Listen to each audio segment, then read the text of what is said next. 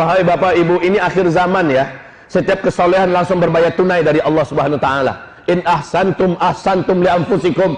Setiap kamu melakukan kebaikan dan kesolehan, kamu sedang melakukan kebaikan dan kesolehan untuk menyelamatkan diri kamu. Wa in asatum falaha. Kalau kamu buat dosa dan kejahatan, kamulah yang akan menanggung akibatnya. Sekarang berbayar tunai. Coba lihat, baru-baru saja India melakukan kejahatan kepada kaum muslimin di New Delhi, di India. Lalu apa kata ketua partai Hindu yang sangat ekstrim ini, BJP ya? Apa katanya? Kita bukan hanya akan usir orang Islam dari India, tapi akan kita usir mereka dari kehidupan dunia ini. Biadab. Habis melakukan itu, pulang dia tabrakan mobilnya, mati. Lihat, Allah sebenarnya bayar tunai. Ini zamannya Allah bayar tunai. Orang-orang yang menyiksa kaum muslimin kemarin di India, banyak yang sekarang buta matanya, lumpuh mendadak. Allahu Akbar. Ada yang kena sambar petir. Dan hewan ternak mereka, kambing-kambing, domba-domba mati secara tiba-tiba. Allah dalam merancang rencana supaya mereka menyembelih Tuhan yang selama ini mereka sembah, sapi. Inilah saatnya Allah bayar tunai setiap kejahatan. Ketika Presiden Republik Rakyat Tiongkok dengan jumawa mengatakan tidak ada satupun kekuatan yang mampu mengguncang Cina, dibayar tunai oleh Allah Subhanahu wa taala. Didatangkan bala tentara yang tak nampak, yang tak bisa dihadapi dengan tentara mereka yang banyak. 2 juta tentara mereka, keren-keren militer mereka, hebat-hebat dengan persenjataan mereka, tak mampu menghadapi virus corona. Padahal itu baru satu kecil daripada tentara Allah. Seperti Allah hinakan Namrus dengan lalat, Allah matikan Namrus dengan lalat. Ketika Syekh Abdul Rauf Halimah meruqyah seorang wanita Perancis, ditanyakan kepadanya, ternyata bisa dia panggil jin muslimnya. Kalian tahu dengan virus corona? Dijawab, kami tahu. Apa yang kalian ketahui tentang virus corona yang di Cina? Maka virus itu diciptakan oleh manusia. Yang melakukan penciptaan itu adalah Illuminati Freemasonry. Dan disimpan di Cina. Terjadi kebocoran, kamilah yang menyambutnya dan kami yang menyebarkannya ke sana kemari. Yang kami pilih adalah orang-orang di luar Islam.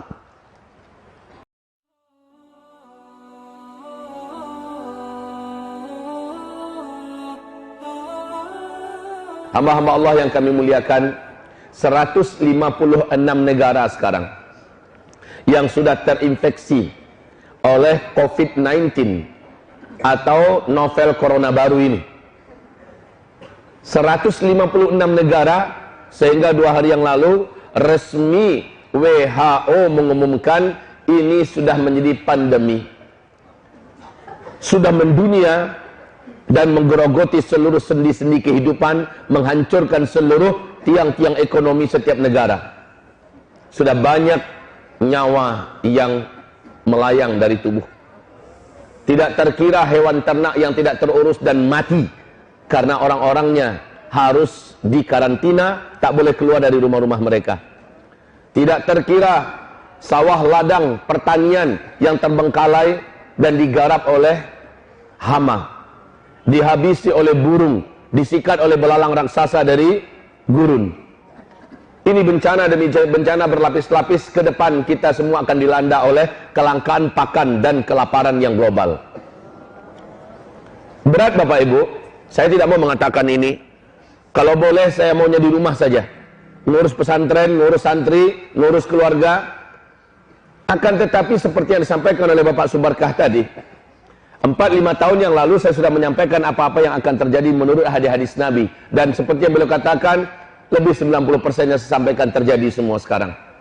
Dulu saya mengatakan, Nabi mengatakan di akhir zaman akan terjadi di mana ada saatnya umatku nanti terhalang melaksanakan ibadah umrah ke tanah suci dan ibadah haji. Maka apa yang disampaikan dulu terjadi sudah. Dulu saya mengajak kaum muslimin, ayo Bapak, Ibu, mari dari sekarang kita mulai menabung dalam bentuk emas. Karena nanti emas akan melejit, harganya sangat mahal.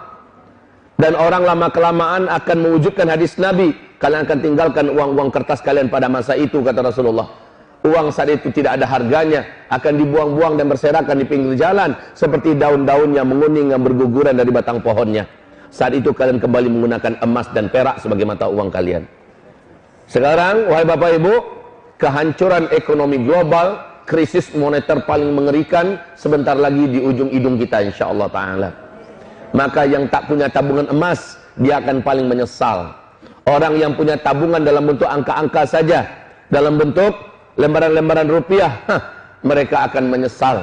Percayalah, tak lama lagi kita akan kembali kepada emas sebagai mata uang kita. Kalau Bapak Ibu mengimani ini, maka segeralah beli emas. Ustaz, sekarang emas sedang mahal-mahalnya. Betul, kan sudah saya sampaikan dulu. Dulu emas masih murah. Saya katakan beli emas. Ada uang sedikit beli emas. 1 kilo, 2 kilo, simpan. Kebanyakan ya. Sudah, kalau tak sanggup 1 gram, 2 gram, simpan Pak. Daripada nyimpan dalam bentuk rupiah. Toh kapan-kapan kita perlu uang masih bisa diuangkan. Apa ruginya, betul tidak? Wahai Bapak Ibu hamba-hamba Allah yang kami muliakan. Jadi ke depan yang akan kita hadapi setelah ini yaitu kelangkaan pakan. Karena tahu enggak Bapak Ibu? Belalang raksasa yang bisa menggigit manusia yang masuk ke Cina sekarang. Belalang ini adalah belalang gurun. Ini belalang terganas. Dia makan 1 hari mampu menghabiskan stok makanan dari pertanian dan lahan-lahan perkebunan yang ada, dapat memakan jatah 35.000 orang manusia 1 hari. Sementara bulan April nanti menurut PBB jumlahnya akan menjadi 500 kali lipat lebih banyak dari sekarang. Bencana apa ini wahai Bapak Ibu? Saya ingat bencana yang sama Allah datangkan pada Fir'aun dulu yang sombong. Allah datangkan dulu kepada Romawi yang jumawa dan merasa paling perkasa. Allah binasakan mereka dengan hama. Ratusan juta hektar lahan pertanian dan perkebunan di Tiongkok daratan habis dimakan oleh ulat bulu. Serangan ulat bulu di sana juga karena keseimbangan itu sudah hilang Bapak Ibu. Yang bisa memakan ulat bulu dan dimakan oleh mereka. Maka terjadilah amukan alam dengan izin Allah Subhanahu wa taala. Afrika sedang merana dan menderita karena serangan belalang ini. Arab juga disikat. Arab tak banyak perkebunannya. Kemudian Afghanistan, Pakistan dan India sekarang dah masuk di Cina. Dan kita mengkhawatirkan bulan April kalau ini membengkak menjadi 500 kali lipat seperti yang dikatakan oleh PBB, maka ini akan membawa kepada petaka baru lagi yang mungkin saja lebih ganas daripada corona. Terjadi kelangkaan pakan. Dampak kelangkaan pakan ini adalah wujudnya hadis Nabi sallallahu alaihi wasallam. Nabi berkata, nanti uang kalian yang banyak, gaji kalian yang banyak pada masa itu di akhir zaman takkan mampu memenuhi kebutuhan utama kalian. Harga-harga mahal sulit didapat. Disitulah manusia akan saling berantam. Disitulah manusia akan saling berbunuh-bunuhan. Di dalam hadis Sahih Bukhari dan Muslim, maaf, saya sangat takut menyampaikan ini. Tetapi apa yang mau saya lakukan? Saya tidak punya lagi solusi kecuali saya wajib sampaikan. Bapak Ibu lah yang akan mencari solusi masing-masing. Dalam hadis Sahih Bukhari dan Muslim, di kitab Al-Adabul Mufrad, dikatakan oleh Rasulullah SAW di akhir zaman, sebelum kiamat terjadi, kalian akan menyaksikan kehidupan yang sangat berat. Di mana hanya demi sepotong roti, tetangga rela membunuh tetangganya sendiri karena lapar. Hanya demi sepotong roti, tetangga tega membunuh tetangganya sendiri karena lapar. Apalagi detik-detik menjelang Dajjal keluar, ada 3 tahun kemarau ekstrim berturut-turut. Kalau nggak salah saya 2017 di sini ya. Saya sampaikan dulu dakwah saya. 2017 saya pernah sampaikan. Saya pernah sampaikan bahwa menurut para pakar ahli dan para ahli-ahli bumi kita, akan terjadi 3 tahun berturut-turut kemarau ekstrim di seluruh dunia. Dari 2019 sampai 2022. 2019, 2020 tahun pertama. 2020, 2021 tahun kedua. 2021, 2022 adalah tahun ketiga. Dan Rasulullah mengatakan menjelang Dajjal keluar ada 3 tahun kemarau berturut-turut yang berat di muka bumi ini. Kita sudah merasakan bagaimana kemarau 2019 kemarin. Berat dan panjang, panas. Maka yakin percayalah Bapak Ibu, tahun ini akan lebih berat daripada tahun sebelumnya. akan lebih lama daripada tahun sebelumnya. Hasbunallah, ni'mal wakil, ni'mal maula, wa ni'man nasir. Saya bukan hanya sekedar nakutin, yang memang harusnya takut kita, tapi saya akan berikan solusi tentunya. Inilah hebatnya kajian Islam. Setiap ada tarhib, berita-berita pertakut, ada solusi yang diberikan oleh Islam. Apa yang kita buat supaya kita nggak panik? Apa yang harus kita lakukan supaya kita dapat jalan keluarnya? Dan jalan keluar itu dari sekarang. Dari sekarang. Wahai hamba-hamba Allah yang kami muliakan, dulu saya sudah sampaikan. Sebelum saya sampaikan ulang balik di sini, tahu enggak Bapak Ibu, di manakah orang-orang yang paling berisiko untuk mendapatkan kekacauan yang paling mematikan ini? Karena lapar orang menjarah ke sana kemari, karena lapar orang tega membunuh tetangga kiri dan kanannya. Ya, hadis-hadis ini sahih dan ini sepertinya sebentar lagi akan terjadi. Itu hanya akan berlaku di tempat-tempat kepadatan penduduk, di sana bercampur aduk antara orang beriman dengan orang fasik, antara orang beriman dengan orang zalim, antara orang beriman dengan yang tidak beriman, antara orang beriman dengan orang-orang kafir. Saat mereka lapar, mereka akan memporak-porandakan kehidupan sekitarnya demi bertahan hidup. Maka Nabi berkata, sebaik-baik orang beriman di akhir zaman adalah yang melarikan dirinya dan hartanya, membawa keluarganya, menyelamatkan agamanya ke bukit-bukit, kata Rasulullah. Di sini memang belum saya sampaikan, tetapi di banyak kajian saya sampaikan. Baiknya Bapak Ibu sudah punya komunitas di daerah perbukitan, jauh dari kota, jauh dari laut, tinggi dari laut, jauh dari gunung-gunung berapi. Bukit itu dapat dibuat perumahan, tanahnya subur, bisa bercocok tanam, bisa bertani, dan ada sumber-sumber mata air.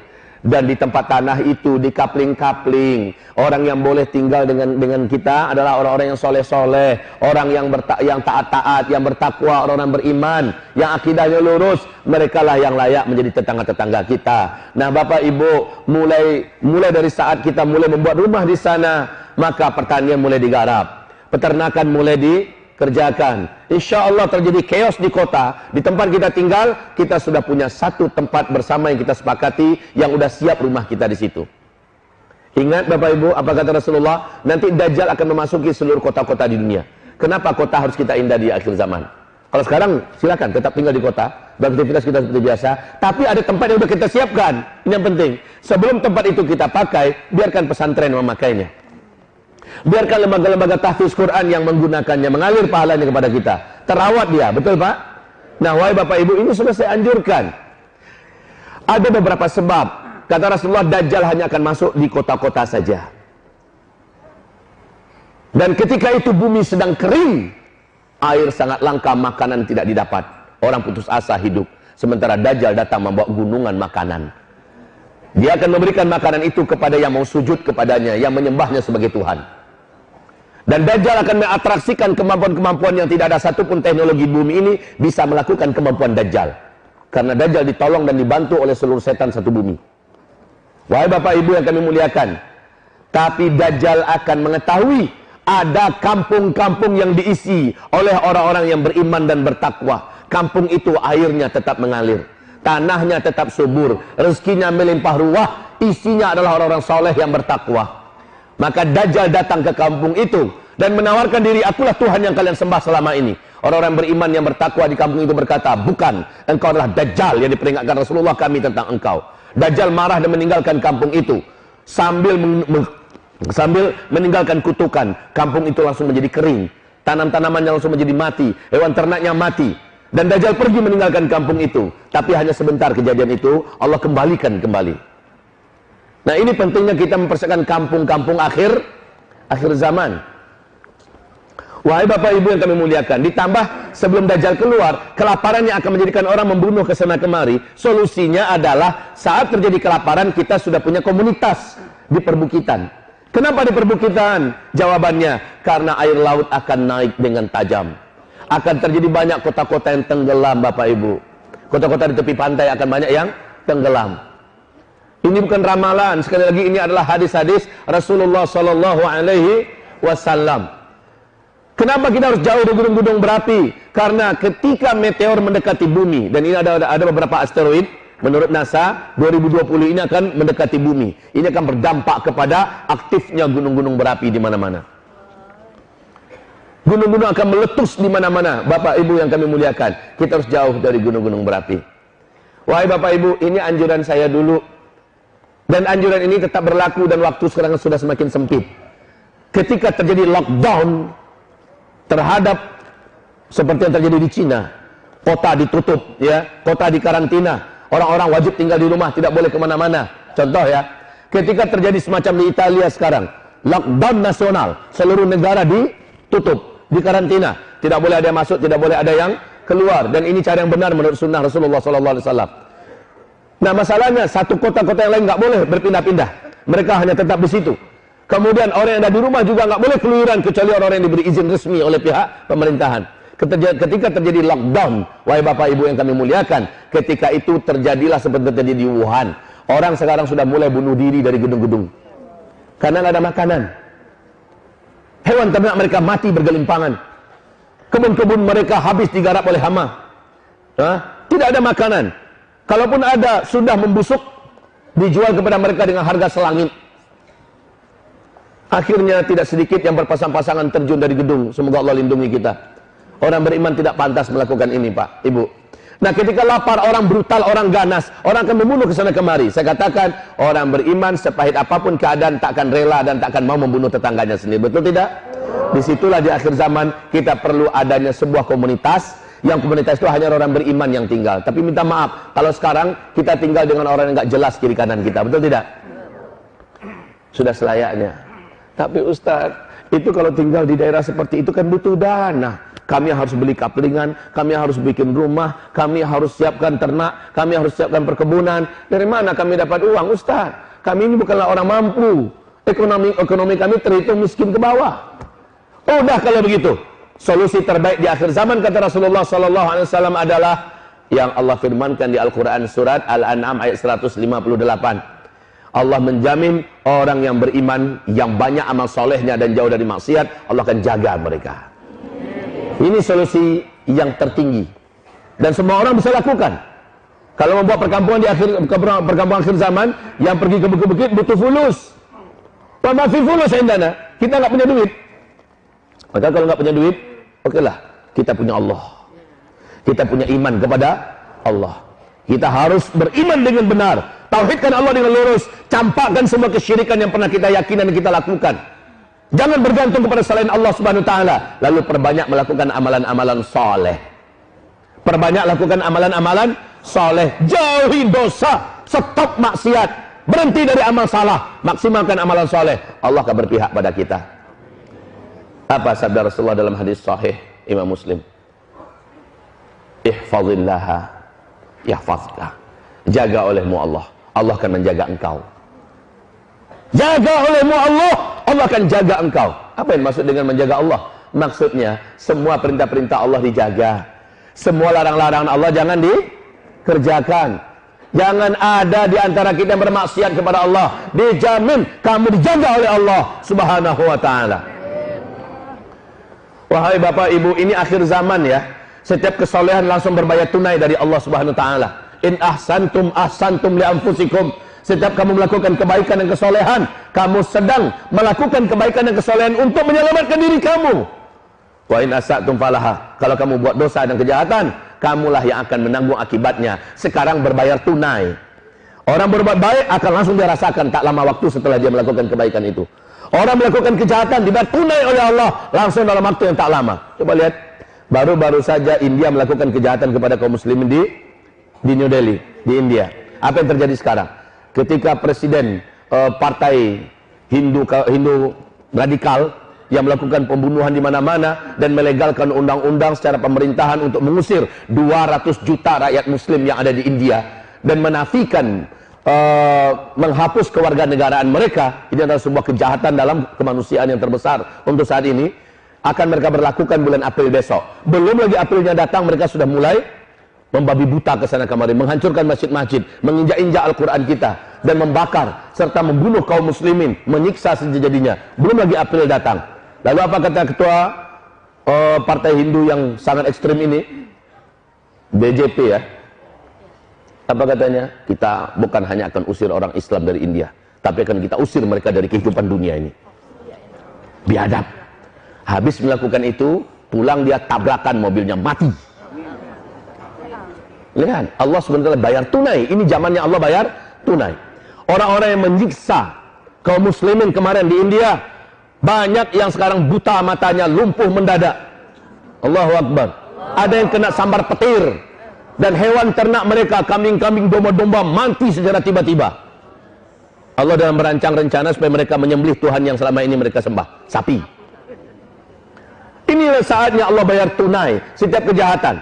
Ketika Presiden Republik Rakyat Tiongkok dengan jumawa mengatakan tidak ada satupun kekuatan yang mampu mengguncang Cina, dibayar tunai oleh Allah SWT.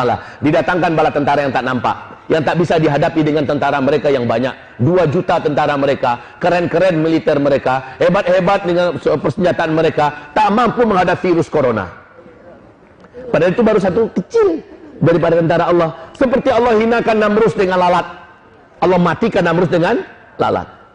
Wahai hamba-hamba Allah yang kami muliakan, bagi Allah, walillahi junudus samawati wal ard, milik Allah seluruh tentara yang ada di langit dan di bumi. Jadi kita orang beriman, Bapak Ibu, kebaikan yang kita kerjakan sekarang akan langsung berbuah kepada kebaikan, dibayar kontan. Jangan ragu-ragu.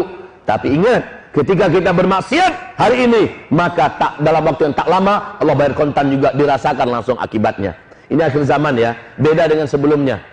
Sekali lagi ingat, ini akhir zaman.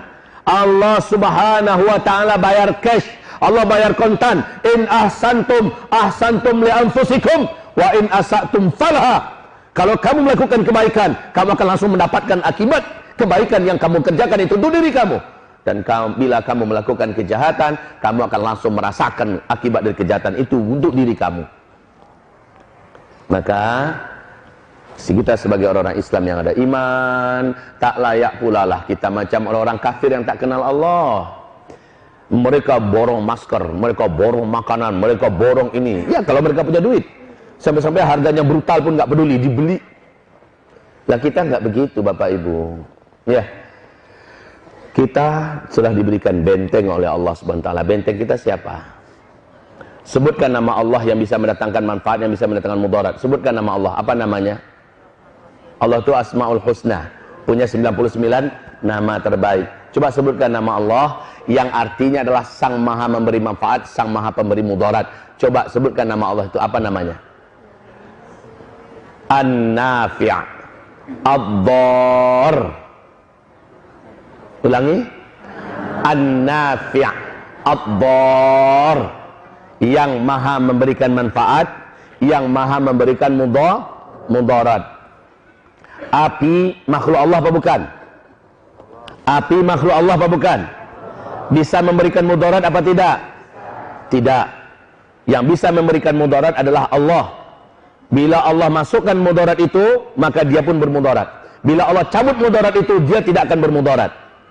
Salah kalau kita mengatakan api bisa memberikan mudarat kecuali dengan izin Allah. Dan itu sudah menjadi sunnatullah. Hai api, jadi kamu dingin, jangan membakar Ibrahim. Siap ya Allah. Api pun dingin ketika itu. Allah cabut mudaratnya.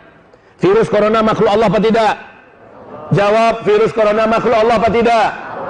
Apapun virus-virus yang ada di muka bumi makhluk Allah apa tidak? Ia menimbulkan mudarat virus apa Allah? Allah adalah Ad-Dar. Dialah yang menimbulkan mudarat. Yakini itu, Pak. Ad-Dar. Dan Allah lah An-Nafi'. Jangan mengatakan sekarang vaksin sudah ditemukan, seolah vaksin menjadi An-Nafi'. An-Nafi' adalah Allah. Tanpa virus corona pun orang semua akan mati. Bahkan DBD sekarang sudah 400 lebih orang yang mati karena DBD di Indonesia ini dalam waktu dekat. Kenapa ini tidak viral? Hah? Bukan virus, bukan penyakit yang menimbulkan mudarat. Bahkan ada orang sehat, segar, muda, mati. Tanpa ada rencana untuk mati, mati. Sedang menyampaikan berita, mati. Sedang nyanyi-nyanyi, mati. Sedang main bola kaki, mati. Raja-raja, mati. Rakyat jelata, mati. Polisi jenderal berpangkat tinggi, mati. Kopral dan orang-orang buruh kasar, mati. Semua orang mati. Ad-Dar adalah Allah. Maka Jangan diganti. Ini akidah kita. An-Nafi' adalah Allah. Kalau ada yang berkata, dengan obat ini saya menjadi sembuh, obat ini yang menyembuhkan saya, musyrik kita. Yang menyembuhkan kita adalah Allah. Tidak perlu pakai obat, Allah akan sembuhkan. Tetapi Allah perintahkan kita tadawau, kamu wajib berobat. Kalau kamu sakit, kamu wajib berobat. Tapi yang menyembuhkan kamu bukan obat. Kamu berobat karena kamu menjalankan perintah Allah dan Rasul, karena taat. Ada orang yang mengatakan ini terserah, ini takdir. Kalau saya mati, matilah, itulah takdir saya. Padahal perintahnya wajib berobat. Ya, Gubernur DKI menyampaikan jangan salam-salaman dulu sekarang. Jangan berpelukan-pelukan dulu sekarang. Cipika-cipiki. Sekarang jangan dulu, walaupun itu baik. Walaupun itu adalah sunnah Islam. Bersalaman bisa menggugurkan dosa-dosa. Orang-orang kafir saja di luar sana. Kemarin Pangeran Charles turun dari mobil mewahnya. Hampir saja dia salaman, ingat dia lagi. Salaman ala Sunda aja dah. Ya, iya, begitu aja dulu sementara. Nggak usah pakai peluk-pelukan. Makanya saya tadi, banyak kawan-kawan sahabat kita yang seiman di sini, pas saya datang disambut, dicujuk, saya bilang, belum dengar ini berarti. Ya, kawan-kawan ini nggak tahu ulama-ulamanya, kiai-kiainya, ustaz-ustaznya, habib-habibnya sudah disalami oleh siapa tadi. Saking banyaknya orang nyalami. Dan kalau terjadi pemindahan ini kaum muslimin, kan bagus sementara nggak usah salaman dulu. Bukan nggak mau salaman ya, tapi kondisinya begitu sekarang. Orang kafir duluan melakukan, kenapa kita? Dengarkanlah, patuhilah pemerintah kita yang sudah mengatakan jangan salaman dulu. Setuju tidak? Untuk sementara. Kalau sudah selesai nanti balik lagi kita seperti biasa. Kalau pengen salaman juga, pakai yang sarung tangan macam ibu nih. Salamanlah. Mana sarung tangannya? Kasih lihat, Bu. Gitu. Pakai sarung tangan begitu. Kalau mau salaman juga, atau ambil tisu. Mana yang mau salaman? Begitu. Iya. Jadi, Masya Allah, kaum muslimin yang kami muliakan, kembali kita kepada ad-darru an-nafi'.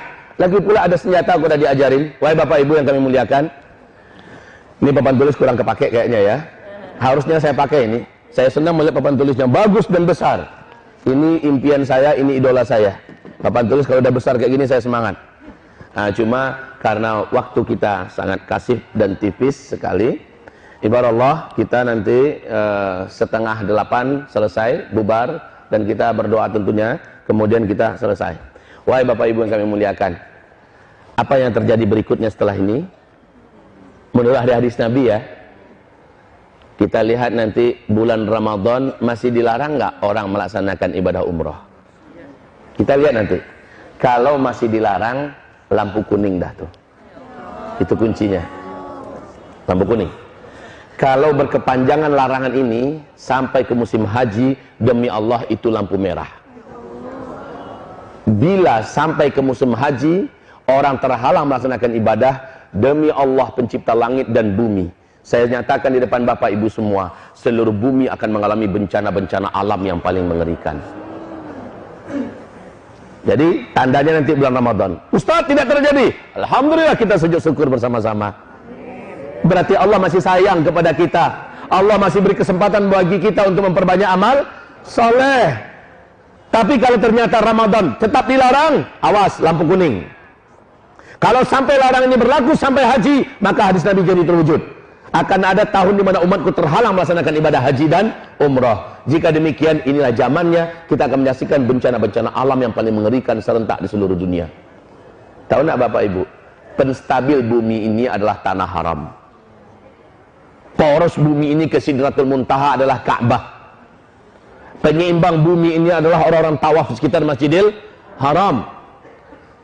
Hawa dosa, kegelapan maksiat yang dihasilkan oleh para pelaku-pelaku dosa dari orang kafir, orang musyrik, orang munafik, orang zalim, orang fasik, orang mujrim, dan seluruh orang ateis segala macamnya, itu mengeluarkan hawa hitam yang membuat bumi mengutuk, yang membuat langit tidak menerima, yang membuat laut berdoa kepada Allah, izinkan kami ya Allah menjadi penyalur azabmu kepada makhluk-makhlukmu yang durhaka kepadamu. Setiap para pelaku dosa mengeluarkan hawa hitam yang mengerikan, Pak, dan ini membuat bumi tidak rela Allah dimaksiati. Bumi berdoa kepada Allah. Yang membuat laut tidak rela Allah dimaksiati. Laut berdoa pada Allah, minta izin kepada Allah agar Allah izinkan mereka mensunamikan bumi ini. Udara juga tidak rela untuk dihirup. Langit juga mengutuk minta izin pada Allah agar turun petir dan segala macamnya.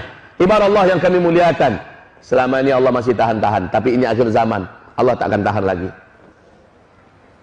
Nah, yang mampu menjinakkan bumi adalah selama orang masih tawaf di sekitar Ka'bah. Selama orang masih umroh ke Masjidil Haram, pahala di sana dikali lipatkan oleh Allah 100.000 kali lipat, supaya mampu mengimbangi hitamnya hawa dosa yang diciptakan oleh manusia-manusia yang jahat. Ketika hawa murni yang begitu putih dan bersih keluar dari amal soleh orang-orang yang beramal di tanah haram, maka itulah yang menstabilkan bumi ini, Pak. Ini penyeimbangnya. Tapi sekarang orang sudah dilarang untuk melaksanakan ibadah ke tanah suci gara-gara virus corona. Hamba-hamba Allah yang kami muliakan, maka bencana apa yang akan dialami oleh kita? Saya khawatir kalau ini panjang dan lama. Kalau sempat sampai Ramadan, sudah lampu kuning, akan dimulai berbagai macam kegaduhan yang dahsyat dan bencana-bencana yang hebat. Dan kalau sampai musim haji selesai sudah, siap-siaplah kita bertemu dengan Allah dalam berbagai bencana besar yang akan terjadi. Perbanyak amal soleh dan sekarang, kuatkan doa. Ya Allah, hentikan corona ya Allah. Selamatkan kami dari bencana ya Allah. Selamatkan iman kami ya Allah. Wahai Bapak Ibu yang kami muliakan. Dan kalau Allah hentikan, Allahur Rahman, Allahur Rahim, Allah yang maha menjaga dan memelihara kita. Tapi kalau masih berkepanjangan, inilah hadis Nabi yang jadi kenyataan. Dan di waktu yang bersamaan, kelangkaan pakan terjadi. Apa yang saya katakan tadi, kelaparan merata di mana-mana. Orang akan menjadi brutal dan membunuh demi makan, minum. Dan saat itu solusi bagi orang-orang yang beriman adalah, kata Rasulullah SAW, wahai Bapak Ibu, berarti tak lama lagi hantaman meteor menabrak bumi.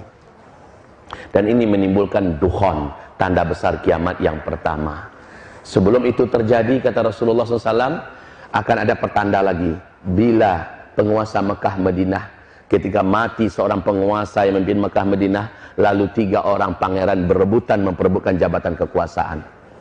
Untuk sementara informasi bagi Bapak Ibu, 3 pangeran yang sangat berkuasa di Arab Saudi sekarang lagi perang dingin, menunggu Raja Salman meninggal, adalah Pangeran Mut'im bin Abdullah, anak kandungnya Raja Abdullah yang memimpin Arab Saudi sebelum ini. Yang kedua anak kandungnya Raja Salman sekarang, Muhammad bin Salman. Dan yang ketiga adalah Khalid bin Talal, orang terkaya dan termasuk orang yang cukup kuat sekali di Arab Saudi, punya militer juga. Ini 3 orang ini siap-siap untuk saling berebutan kekuasaan ketika Raja Salman nanti tiada. Sekarang kondisi Raja Salman di usia 84 tahun sudah sangat lemah, penyakitan, tunggu mati. Kalau mati, 3 orang ini kita lihat, kalau sempat mereka berkelahi, berebutan kekuasaan, maka apa yang digambarkan Nabi di akhir zaman terjadi di masa kita. Itu. Kemudian Rasulullah SAW mengatakan, bisa jadi coronanya berhenti, tapi gara-gara perang di kerajaan Arab Saudi, orang pun tetap dilarang masuk. Karena nggak ada jaminan keamanan. Dan negara-negara pun pasti melarang rakyatnya jangan berangkat, lagi perang di situ. Kan? Lagi perang internal, nggak boleh berangkat kalian. Ini juga bisa jadi.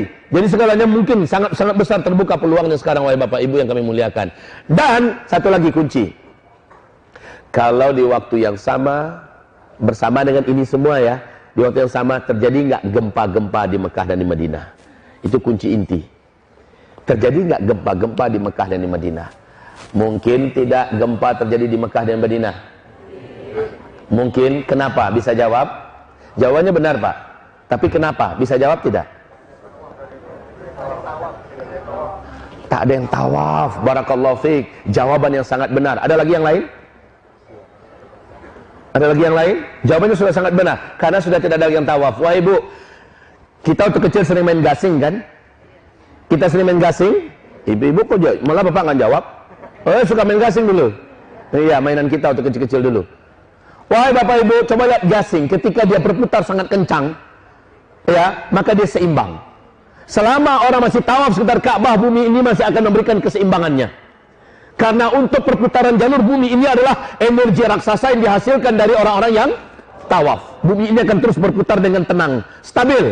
Tapi ketika ini sudah semakin sedikit, apalagi nggak ada lagi yang tawaf sekitar Ka'bah, berbahaya untuk bumi ini, Bapak Ibu. Makin lemah putarannya, maka gasing semakin goncang. Paham? Gasing semakin bergetar, makin melemah sebelum dia jatuh, dia akan semakin bergetar. Ini akan terjadi dengan bumi. Makanya saya katakan, kalau sampai berkepanjangan sampai haji selesai sudah, bencana-bencana besar akan terjadi di seluruh muka bumi ini.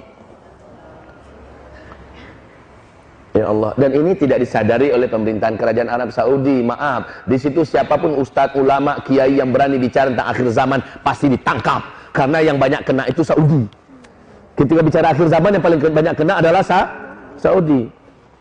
Mereka tangkap-tangkap nih Pak. Dan sekarang yang paling memilukan hati kita, bukan hanya orang dilarang untuk umrah, air zam-zam pun dilarang keluar. Dengar kabar ini kan? Mengikuti berita ini tidak? Air zam-zam pun ditutup, tak boleh orang ambil zam-zam. Jadi dengan ini saya sangat yakin program virus novel corona adalah buatan Illuminati. Kaki tangannya Dajjal yang mengendalikan Yahudi seluruh dunia. Mereka dengan program The New World Order-nya sedang memprogram bagaimana mengurangi populasi manusia di muka bumi, dan juga supaya jangan sampai ditemukan antinya. Padahal zam-zam itu menyembuhkan seluruh penyakit. Apa pula salahnya zam-zam kok dilarang? Biarlah umat dan manusia menikmati zam-zam, sebarkan ke seluruh dunia. Orang-orang saleh ada di situ, Syekh Sudais ada di sana, Syekh Surem ada di sana, Syekh Mahir Al-Mu'aikli ada di sana. Orang-orang saleh, ulama-ulama banyak, mereka ruqyah zam-zam itu, lalu sebarkan seluruh dunia. Inilah antivirus novel corona itu sebenarnya. Tapi ditahan. Sesuatu hal yang aneh terjadi di akhir zaman ini. Tapi anehnya bagi orang yang berilmu nggak aneh lagi. Memang makar mereka kok. Ya sudahlah, Allah Maha Adil. Nggak pun ada air zam-zam, Allah berikan kita senjata. Zikir macam pagi tadi, itu adalah pelindung dan benteng, bahkan penyembuh dari segala macam penyakit-penyakit yang ada. Cuman saya harap zikirnya jangan hanya sekali seminggu. Ini sekali seminggu ya Pak ya? Di sini? Tiap hari? Oh, Masya Allah. Nih. Benar tiap hari? Iya tiap hari, kita datang juga tiap hari. Nah itu dia, tiap hari tapi datangnya sekali seminggu, cuma sama. Ya, nggak apa-apa. Kalau nggak di sini, di rumah kita, di masjid, lakukan zikir pagi macam tadi. Tapi zikir sore juga. Zikir sore juga itu adalah maudot, anti dari segala macam kejahatan, anti segala macam virus, anti segala macam makar, anti segala macam kebusukan dan keburukan di bumi ini. Adalah zikir pagi dan petang. Lakukan itu, zikir pagi dan petang. Menjelang maghrib, 45 menit menjelang maghrib, Nabi perintahkan seluruh umatnya, masuk kalian ke dalam rumah-rumah kalian, bawa istri-istri kalian, bawa anak-anak gadis kalian, bawa anak-anak kecil kalian, masuk rumah, kunci pintu, kunci jendela, zikir dalam rumah sambil menunggu matahari tenggelam. Ini perintah Rasul. Ternyata rahasianya adalah menjelang maghrib itu pertukaran antara siang dan malam, seluruh setan-setan terjahat dilepaskan dan menyebar, dan mereka mencari mangsa. Mereka mencari mangsa. Penyebaran virus corona ini tidak lepas daripada juga kejahatan setan-setan bangsa jin yang ikut menyebarluaskannya dan memindah-mindahkannya dari manusia ke manusia. Seandainya kita sedang tidak di luar, insya Allah Ta'ala, Allah Subhanahu Wa Ta'ala akan bentengi kita. Kita berzikir dalam rumah, benteng itu Allah panjangkan sampai besok pagi. Zikir pagi petang ini adalah sebuah kemestian. Nabi Sulaiman pernah didatangi oleh seorang sosok perempuan tua yang sangat ganas. Wajahnya paling menakutkan di muka bumi ini. Perempuan tua ini taringnya panjang, rambutnya juga berserakan. Sangat brutal sekali wajahnya dan nampak keganasannya. Nabi Sulaiman jijik melihatnya. Siapa kamu, kata Nabi Sulaiman? Nabi Sulaiman menguasai seluruh jin dan bumi ini dengan izin Allah. Siapa kamu? Apa kata wanita tua yang mengerikan itu? Saya adalah Ummu Sibyan, setan khusus yang membuat kejahatan antara asar ke maghrib. Saya menyebar sebelum matahari tenggelam, mencari mangsa siapa-siapa manusia yang keluyuran, khususnya wanita-wanita yang punya anak-anak kecil, ya, anak-anak kecil, maka mereka akan saya ambil, saya rusak rahimnya, saya makan anaknya, saya akan hancurkan keturunannya. Ini namanya siapa tadi? Ummu Sibyan. Makanya Nabi Muhammad SAW melarang di waktu menjelang maghrib 45 menit jangan lagi keluyuran di luar. Sudah, masuk kamu ke dalam rumah. Ketika tutup pintu baca Bismillah Allahu Akbar, tutup jendela Bismillah Allahu Akbar, maka Ummu Sibyan yang akan bisa masuk. Selain Ummu Sibyan ada setan-setan jahat lainnya, jin-jin preman lainnya yang juga ingin mencari kemana mereka bisa masuk, rumah siapa yang mereka bisa datangi. Tapi ketika kita tutup, mereka tercampak keluar. Kita tutup dengan niat mengamalkan sunnah Nabi dan berzikirlah dalam rumah sampai besok pagi. Kalaupun terjadi gunung meletus, kalaupun terjadi tsunami, kalau kita disantet oleh dukun-dukun yang jahat, takkan ada satu yang mengenai rumah kita dan kita yang ada di dalamnya. Zikir pagi dan petang. Ini benteng kita. Kalau ternyata datang tamu yang terkena COVID atau COVID-19, datang ke rumah, nginep di rumah, Allah akan lindungi serumah itu dari tertular oleh mereka. Ini dahsyatnya zikir pagi dan petang. Jangan tinggalkan zikir pagi petang ini. Jangan tinggalkan, Pak. Ini malah menjelang maghrib saya lihat banyak suami-suami dengan bangga bawa istrinya dan anak kecil jalan-jalan. Menjelang maghrib malah niat sholatnya nanti di Masjid Anu, nanti Isya kita di Anu ya, kita makan antara maghrib. Jam yang harusnya Nabi memerintahkan, jam yang Nabi memerintahkan kita di dalam rumah, malah kita keluyuran, Pak, bawa bini. Katanya romantis begini. Dilarang Rasulullah, yang dilarang Rasulullah membahayakan kita. Yang diperintahkan Rasulullah membawa maslahat dan kebaikan buat kita. Ibarat Allah yang kami muliakan. Demikian. Wahai hamba-hamba Allah yang kami muliakan, menegangkan atau tidak? Menakutkan apa tidak? Haram kita takut. Allah berfirman, wala takhafu. Kamu tak boleh takut, karena takut itu pintu setan. Kita juga tidak boleh sembrono, mentang-mentang nggak boleh takut, lalu kita sembrono. Ini juga salah. Nggak ada itu semuanya. Lalu akhirnya keluar dengan selampangan. Saya udah zikir pagi tadi kok. Iya, bagus ada zikir paginya. Tapi pertanyaan, apakah zikir pagi yang mengundang datangnya muakibat? Siapa muakibat? Siapa muakibat?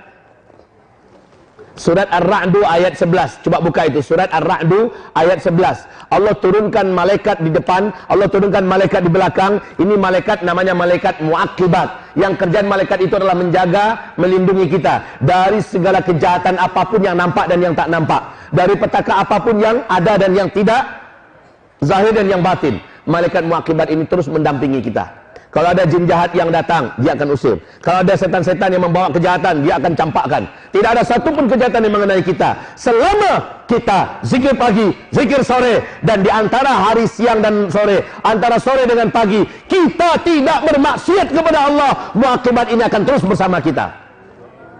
Tapi kalau kita bermaksiat kepada Allah, umpama habis baca zikir, kita buka situs porno, selesai sudah, muakibat meninggalkan kita.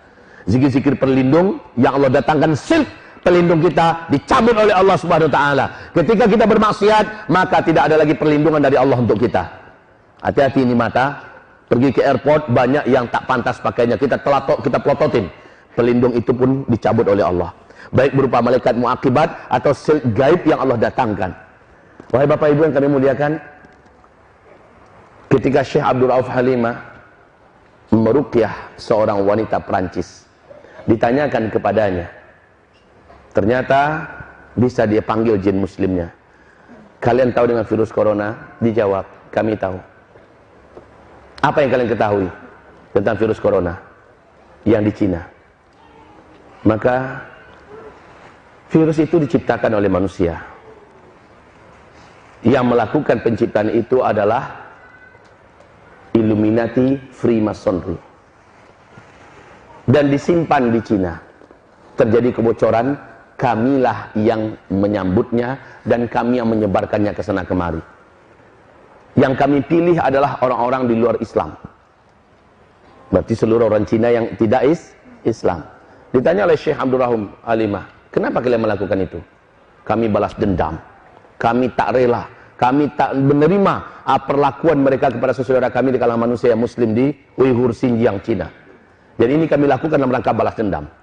Ditegur oleh Syekh Abdul Rauf Halimah, kamu tak boleh balas dendam. Kamu tidak boleh melakukan itu, ya. Stop perbuatan kalian. Taubatlah kalian kepada Allah, dinasehati, dan akhirnya mereka berjanji tidak akan melakukannya lagi. Tapi apa katanya? Terlanjur. Sekarang setan-setan pun dari kalangan bangsa jin sudah ikut pula menyebarkan ke sana kemari untuk memperbanyak calon penghuni neraka. Setan-setan.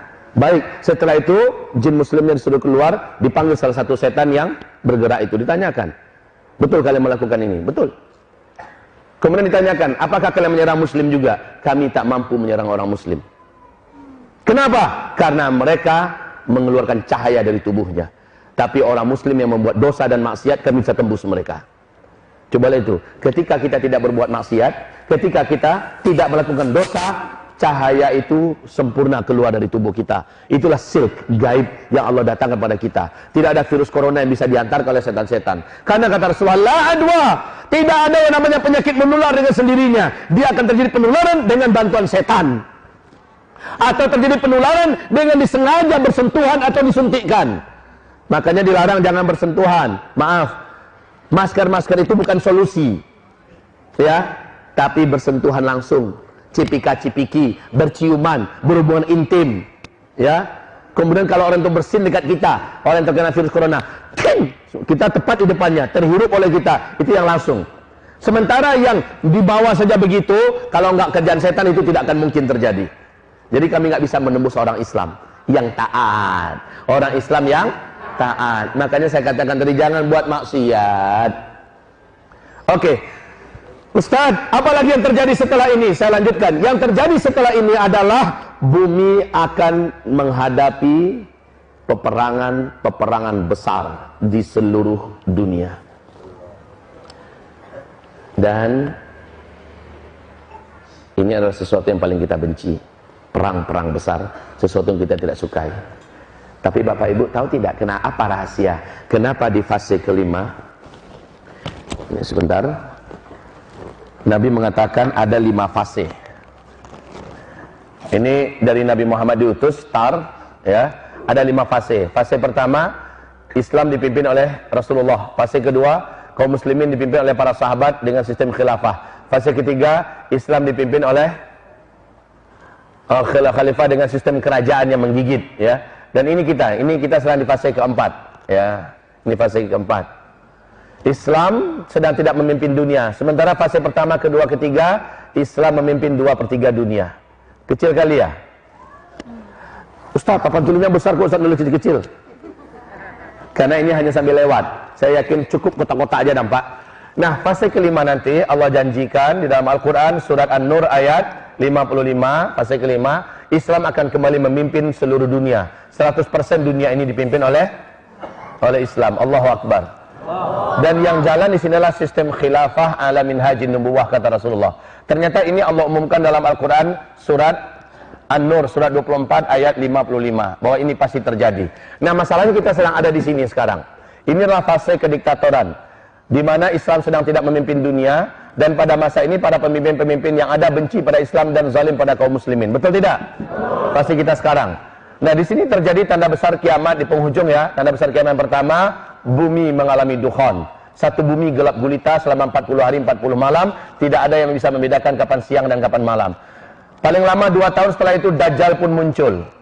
Ini Dajjal muncul. Tanda-tanda Dajjal telah lepas sekarang sudah lengkap. Di dalam hadis Sahih Muslim, tanda-tanda Dajjal sudah lepas dari ikatan-ikatan belenggu-belenggunya sudah. Kata Nabi, antara dia lepas dengan dia muncul ada waktu 40, kata Nabi. Dan di sela-sela itu dia membebaskan setan-setan terkuat dan terjahat yang dulu dipenjarakan oleh Nabi Sulaiman alaihissalam.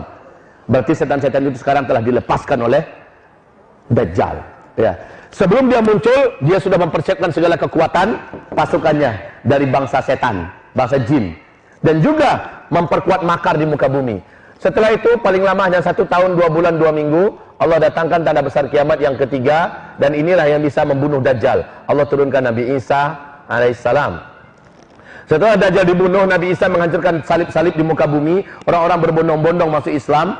Pajak-pajak dihilangkan oleh Nabi Isa. Babi-babi disuruh kuburkan dan sebagainya. Maka belum lagi dunia ini tenang, muncul tanda kiamat besar yang keempat. Dan ini menjadi penutup fase keempat, yaitu lepasnya Ya'juj dan ini Allah sebutkan dalam Al-Quran, Ya'juj dan Ma'juj.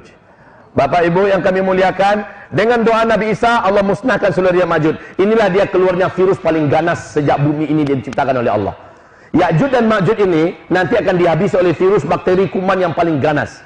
Di mana Nabi Isa berdoa sejak maghrib, seluruh Ya'juj Ma'juj yang hampir memenuhi seluruh bumi, kata Rasulullah, langsung diserang oleh virus tak dari mana datangnya.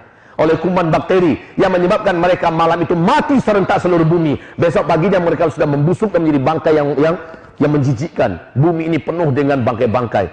Hama-hama virus daripada bangkai-bangkai ini berterbangan sehingga burung-burung yang terbang di atas itu mati, kata Rasulullah. Lalu Nabi Isa mendoakan kepada Allah, Bersihkan bumi ini ya Rabbal Alamin. Allah datangkan ke bumi ini burung-burung raksasa yang leher mereka seperti leher onta dan besarnya sebesar leher onta. Burung itu turun dari langit. Saking banyaknya jumlah mereka, gelap gulita langsung langit seperti malam, tengah malam yang tanpa bintang. Gelap gulita. Dan burung-burung ini menukik ke bumi dan membawa bangkai-bangkai Ya'juj dan Ma'juj. Pertanyaan, di manakah burung itu Allah simpan sekarang? Kemanakah bangkai-bangkai ini dibawa oleh burung-burung tersebut? Jawabannya Allahu a'lam. Hanya Allah lah yang maha tahu. Intinya, tinggallah serpen-serpen bangkai dan ulat-ulat yang berserakan di daratan muka bumi ini. Nabi Isa pun berdoa lagi kepada Allah. Maka Allah datangkan hujan yang sangat lebat 3 hari berturut-turut. Maka bumi ini menjadi bersih kembali. Kemudian setelah itu barulah masuk masa-masa aman. Ini masa-masa aman di mana dunia bagaikan dalam surga. Tidak ada penyakit satupun di muka bumi, tidak ada penyakit.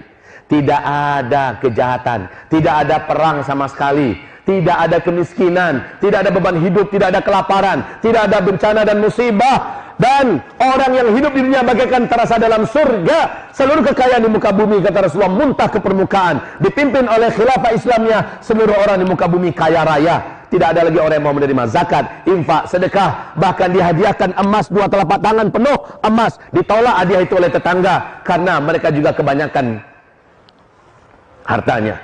Ini fase kelima. Dan pada masa ini kata Nabi, jumlah lelaki 1 berbanding 50 wanita. 1 laki-laki 50 wanita. Demi Allah Pak, ini Rasulullah yang mengatakan. Semua yang sampaikan ini adalah hadis-hadis sahih dari Rasulullah SAW. Pada kemana kaum laki-laki? Kaum laki-laki banyak Allah habiskan dalam perang yang saya katakan tadi. Akan terjadi perang-perang besar. Wahai Bapak Ibu, Nabi mengatakan sebelum kiamat terjadi akan kering terlebih dahulu sungai Ofrat di Irak dan akan ditemukan gunung emas. Nanti seluruh lelaki di muka bumi akan membawa senjata-senjata mereka ke Irak untuk berperang berebutan gunung emas itu. Dari setiap 100 orang lelaki yang berperang di sana mati 99. Cuma 1 yang hidup, itu pun dalam keadaan parah-parah dan luka-luka. Setiap mereka berkata, semoga saya yang hidup itu. Coba bayangkan. Dan sekarang informasi, wahai Bapak Ibu, 12 Februari, bulan Februari, 12 Februari tahun 2013, majalah bergengsi di Amerika Serikat yaitu New York Times telah memberitakan secara resmi sungai Ofrat di Irak sudah susut airnya 60%. Menurut prediksi para pakar dan ahli mereka, 2014 sungai Ofrat akan kering total. Ternyata benar. Maret 2014 sungai Ofrat kering total, sudah nggak berair sampai sekarang. Hadis Nabi jadi kenyataan di zaman kita. Sungai Ofrat sampai sekarang sudah tidak berair lagi di Irak. Kemudian George Walker Bush, mantan Presiden Amerika Serikat, di depan Gedung Putih mengumumkan bahwa satelit Amerika telah menemukan di bawah bumi Irak terdapat gunungan emas yang sangat besar. Maka Amerika bersumpah sebagai polisi dunia, dia akan jaga emas ini. Apa yang digambarkan Nabi terjadi di zaman kita. Tinggal nunggu perang aja lagi nanti. Sekarang Bapak Ibu tahu, Rusia sudah mulai berhadapan-hadapan dengan NATO dan Amerika. Cina juga nggak tanggung, nggak alang kepalang, benci, marah, dendam, sakit hatinya kepada Amerika sekarang. Mereka yakin virus novel corona ini Amerika yang buat, ditanam di Cina. Lalu terjadilah petaka ini. Maka kemarahan mereka mungkin akan berlangsung dengan perang yang sejati, perang sebenarnya. India, Bapak Ibu tahu bagaimana dengan kelakuan India ini. Dan mereka adalah blok timur. Sekarang arah menuju kepada perang itu sudah diambang pintu. Kita berlindung pada Allah Subhanahu wa taala. Kita tak tahu Pak, yang laki-laki ini masalahnya. Masalahnya ketika masa-masa emas bumi ini, kita yang laki-laki 1 berbanding 50. Yang punya bakat berpoligami lakukanlah di fase kelima nanti. Gimana Bu? Siap menghadapi ini? Siap menghadapi ini? Saya tidak siap. Bagaimana Ibu? Ibu siap? Kalau boleh memilih, dan kalau bolehlah kita berdoa pada Allah. Wafatkan hamba ya Allah sebelum huru hara ini terjadi. Betul tidak? Tapi minta wafat itu haram. Tak boleh minta wafat, boleh minta mati kepada Allah. Yang benar adalah, ya Allah, bila Engkau melihat hidup hamba ini ke depan masih baik, iman hamba masih terjaga, maka izinkan hamba terus melanjutkan hidup ini dalam ketakwaan dan ketaatan kepada Engkau. Tapi bila Engkau mengetahui dan Engkau yang maha tahu, bila hidup ini ke depan bahaya buat iman hamba, bahaya buat agama hamba, bahaya buat masa depan akhirat hamba, maka izinkan hamba meninggalkan dunia ini sebelum huru hara yang menghancurkan iman hamba itu terjadi. Itu doanya boleh. Tapi doa matikan saya sekarang ya Allah, nggak boleh. Anak gadis kecil saya waktu itu masih kelas 5 SD, mungkin karena seringnya dengar ceramah saya tentang dukhon ya, hantaman meteor. Dia berdoa, doanya itu terdengar oleh kami suami istri, membuat kami ketawa. Apa kata doa anak gadis saya? Ya Allah, jatuhkanlah meteor tepat di atas rumah kami ya Allah, sehingga kami syahid semuanya serentak sekeluarga ya Allah. Iya, anak kecil. Sekarang beliau sudah menjadi gadis, alhamdulillah. Baik kaum muslimin, hamba-hamba Allah. Jadi, apalagi di ujung di antara kekacauan ini, kabar gembira terjadi. Rasulullah berkata, saat Mekah Madinah sedang kacau-kacaunya, sedang berdarah-darah, sedang kelaparan, sedang ribut-ributnya, ketika itu Baitul Maqdis akan dimerdekakan oleh hamba-hamba Allah yang terkuat di zaman itu, kata Rasulullah sallallahu alaihi wasallam. Alhamdulillah, Baitul Maqdis sekarang sudah resmi dijajah kembali oleh musuh Allah dan musuh kita bersama. Amerika Serikat yang dipimpin oleh Donald Bebek, dia sudah mengumumkan bahwa Baitul Maqdis adalah ibu kotanya Israel. Berarti tak lama lagi, apalagi Israel bersumpah ya, akhir 2019 Israel bersumpah akan menjadikan seluruh Palestina milik mereka tahun 2020 ini. Mereka akan meningkatkan kebrutalan mereka untuk merampas seluruh Palestina. Jika itu terjadi, insya Allah Ta'ala, Allah akan datangkan hamba-hamba Allah terkuat dan terbaik yang akan membebaskan Masjidil Aqsa. Dan pembebasan Masjidil Aqsa di akhir zaman terjadi ketika Mekah Madinah sedang chaos. Dan menuju chaos Mekah Madinah sudah dekat. Oke? Tadi saya katakan letak chaos Mekah Madinah termasuk gempa-gempa, termasuk pertumpahan darah gara-gara perebutan kekuasaan. Wahai Bapak Ibu, sejak 2016 Mekah Madinah yang dipimpin oleh kerajaan Arab Saudi sekarang sudah resmi menjadi negara liberal. Betul tidak? Pintu-pintu dosa maksiat dibuka lebar-lebar dan dibuat sekarang. Betul apa tidak? Maka Umar bin Khattab pernah naik ke atas mimbar ketika terjadi gempa di Madinah. Zaman Nabi pernah terjadi gempa. Nabi langsung tahan tangannya di atas tanah, lalu Nabi berkata, "Hai bumi, tenang. Bukan sekarang masa kamu gempa. Tenang kamu." Langsung bumi diam. Kalau gempa terjadi zaman kita, Bapak jangan buat macam itu pula. Bumi diam. Enggak level kita, enggak makom kita, itu makomnya Rasulullah, ya. Nanti di akhir zaman gempa terjadi di Mekah Madinah, kata Rasulullah. Nah, kenapa para sahabat tahu dari Rasulullah gempa bumi terjadi di Mekah Madinah kalau dosa sudah dibuat terang-terangan? Makanya ketika Umar bin Khattab yang memimpin, terjadi gempa, langsung Umar naik ke atas mimbar, mukanya merah, matanya melotot, dan suaranya menggelegar. Apa kata Umar? Siapa yang sudah berbuat maksiat secara terbuka dan terang-terangan padahal saya memimpin? Dia menganggap dia gagal memimpin, karena pemimpin itu harus menghentikan dosa dan maksiat. Sekarang gempa terjadi, pertanda ada yang berbuat dosa maksiat terbuka dan terang-terangan, sementara dia masih hidup. Dia bersumpah, demi Allah, saya akan ketatkan lagi pemerintahan ini. Saya akan kawal betul jangan ada maksiat dan dosa yang dibuat. Itu tugas utama pemimpin, adalah jangan sampai ada maksiat dan dosa. Ini malah pemimpin memfasilitasi, malah melakukan.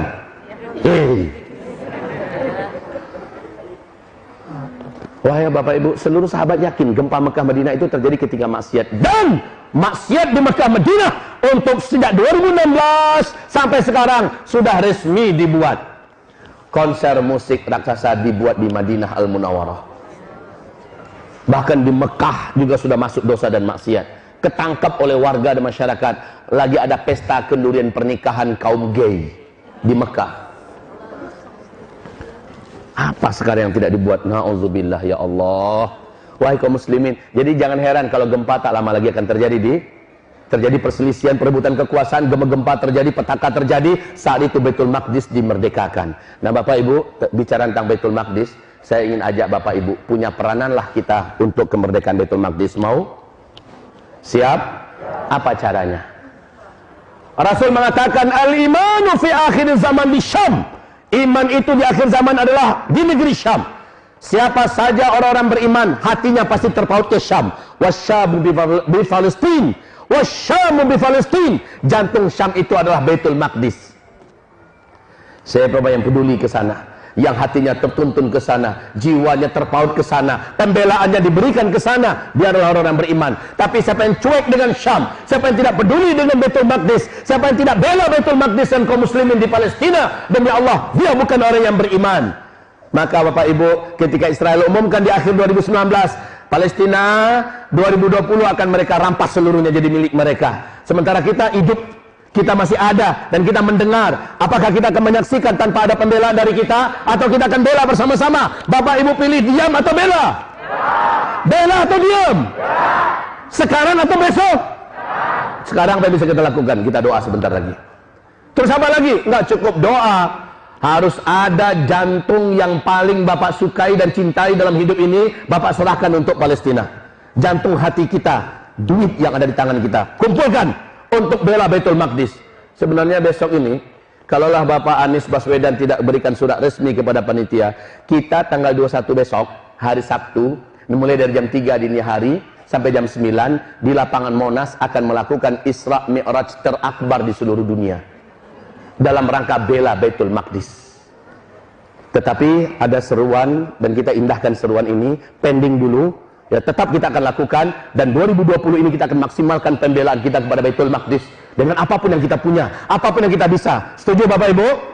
Baik, sekarang wahai Bapak Ibu, seluruhnya bergerak, rogoh kantongnya masing-masing. Ya Allah, ini untuk Baitul Maqdis. Ya Allah, ini untuk perjuangan pembebasan Baitul Maqdis. Ini bukti kami beriman kepada Engkau ya Allah. Ini bukti kami cinta kepada Syam. Ini bukti kami peduli dengan Al-Aqsa ya Rabbal Alamin. Maka hamba-hamba Allah, kita sekarang ambil dana-dana kita, siapkan. Maka panitia insya Allah akan menjalankan amanah yang kita amanahkan bagi mereka. Yang pertama, wahai hamba-hamba Allah yang kami muliakan. Kemudian di waktu yang bersamaan, alhamdulillah Ustadz Abdul Somad, guru kita yang tercinta, telah meresmikan gedung untuk tingkat mulazamah Al-Hufaz di pesantren kami. Ini adalah kampus ketiga. Gedung ini telah selesai dalam hanya 1 tahun lebih 1 bulan. 12 kali 40 kali 3 lantai. Alhamdulillah selesai dengan sempurna dengan izin Allah Subhanahu wa taala. Tahu enggak Bapak Ibu siapa yang menghuni gedung itu sekarang, dan pahalanya sudah mengalir kepada setiap kaum muslimin yang ikut menyumbang. Gedung itu sekarang sudah dihuni oleh anak-anak kita yang sudah hafal Quran 30 juz. Sekarang mereka seluruhnya sedang mengambil program sanad kepada para guru dan masyayikh. Masalah kita adalah masjid kecil kita yang dibangunkan oleh Yayasan Qatar 10 kali 12 udah nggak bisa menampung santri lagi. Ditambah warga yang mulai merapat sholat dan melakukan aktivitas keagamaan di tempat kita makin nggak muat, makin nggak muat. Maka wahai Bapak Ibu yang kami muliakan, Juni nanti 120 murid akan masuk lagi. Tadi mana taruhnya mereka untuk sholat? Maka alhamdulillah kita masih punya tanah ke kanan, kita masih punya tanah ke kiri, kita masih ada tanah ke belakang. Kita akan perluas lagi 220 meter lagi insyaallah taala. Ini juga pagi ini serentak berkat sekalian dengan bela Al-Aqsa, bela Baitul Maqdis, serentak kita kumpulkan, nanti kita bagi dengan panitia. Kami sudah sepakati itu, 50-50%-nya adalah untuk bangun masjid, untuk pencetak para kader ulama-ulama di pesantren kita di sana, 50%-nya adalah untuk bela Baitul Maqdis dan bela Islam di Indonesia ini. Siap Bapak Ibu? Ringankan hati Bapak Ibu untuk perlindungan kita di akhir zaman. Tafadhol, silakan ada yang bergerak dari panitia. Mudah-mudahan Allah Subhanahu wa taala menjadikan yang kita kumpulkan ini sebagai salah satu di antara benteng kita di akhir zaman. Barakallahu fikum, silakan kalau ada yang akan membantu untuk jalan, semoga Allah mencintai Bapak Ibu semuanya.